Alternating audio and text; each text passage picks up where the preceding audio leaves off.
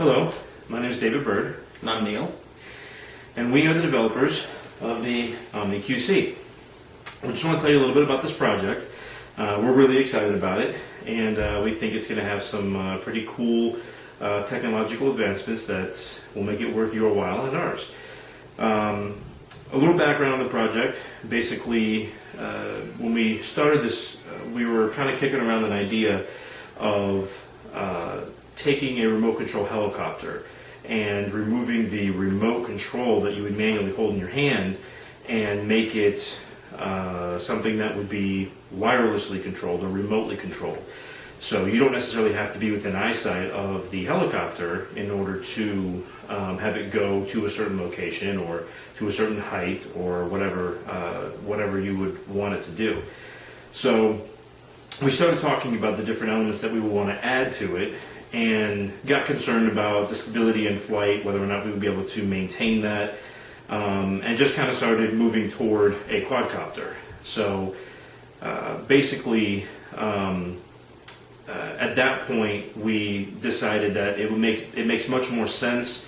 There's four, motors and rotors that are spinning that give us a little bit more stability, and we can stack everything that we want in the center. So.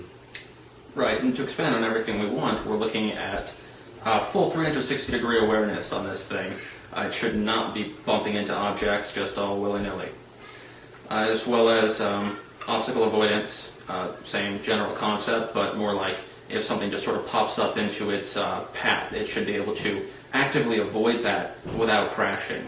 We're also looking for GPS positioning, specifically navigating to GPS locations as well as knowing at any given point where it's at, as well as this is a flying vehicle, so altitude is very important as well. And it's supposed to be a semi-autonomous platform. You're not supposed to be there flying it around all the time. You should be able to tell it, I want you to go here, and maybe navigate to this point over here, and then do a little circle around this area over there, and it should do it without much trouble. Exactly. The concept, I guess, for that as well is there are obviously going to be times when you won't, and uses for the quadcopter, for the OmniQC, that you won't be in visible sight of the device, and it needs to be able to manage itself. It needs to keep from crashing. It needs to be able to do those things, especially if you're in a situation where it could be life or death. One of the essentially, we have firefighters in mind for something like this, or some type of group in that line of work where if you have an event or you have a situation where you want to send something in to get some intel, to get some information about a particular location, or whether or not you want to know if someone is in a building on a certain floor, this device would enable them to be able to send in the OmniQC to do that recon instead of sending in a firefighter or a person, and determine that information, and then at that point in time you can, if there's no one there, obviously you wouldn't send somebody in. So it gives you that ability to get the information that you need without risking human lives in the process.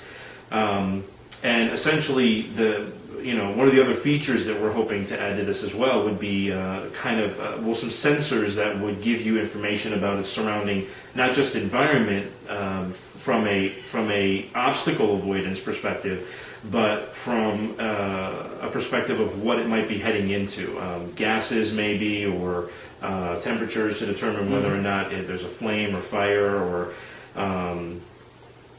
pressure, maybe. I mean, there's a lot of different things that you could do with a sensor at that point, and we haven't fully mapped out all the different sensors we would want to add to this, but essentially those are the main features to it.